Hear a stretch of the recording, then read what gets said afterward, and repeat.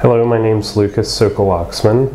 I'm a Peace Corps response volunteer working for the Caribbean Vulnerable Communities Coalition, and a major part of my assignment here is to build the capacity of the organizations of this coalition in their ability to conduct research. I've put together some background on the steps of conducting a research project, and I'd like to take some time to go through each of them and explain what to do. Although it's a step-by-step process, I'll be explaining the way research usually works is that it's rarely a strict linear process where you're going 1, 2, 3. A lot of times there will be a need to backtrack or revisit different aspects of the process as you go. So to start off with, what you'll want to do is identify and describe the problem it is that you're going to research. That usually involves some sort of preliminary research about the topic and some sort of literature review. So you want to find out whether or not what you're interested in looking into has already been done, or if there's any sort of similar work out there that you can use for background. Once you've conducted that proper literature review, then you can go ahead and make a clear problem statement, which is the focus of what your project and research will be.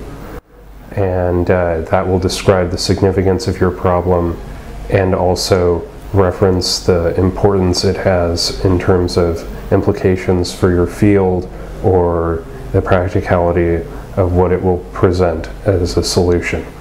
The time and effort put into this whole process is really the ultimate barometer of how successful your research is going to be.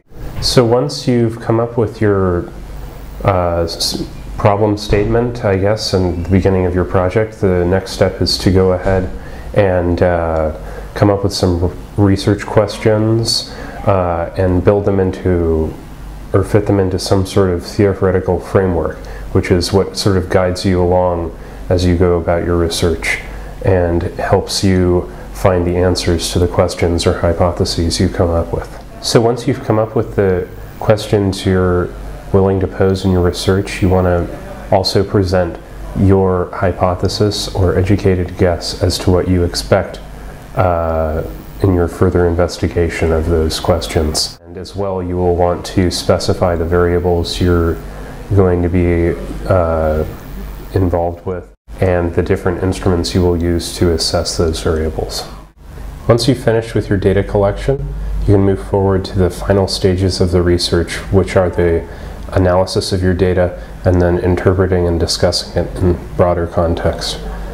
First, with the data analysis, you just specify the method of analysis, that being whether you're going to be using any sort of statistical software package or using graphics and tables to sort of illustrate the words you're using to show what you found.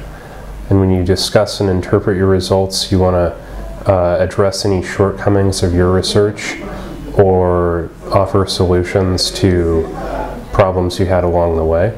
And also look for how your research fits into broader context of your field and use it as sort of a stepping stone for future researchers' ideas and what they might look for in reanalyzing what you've found.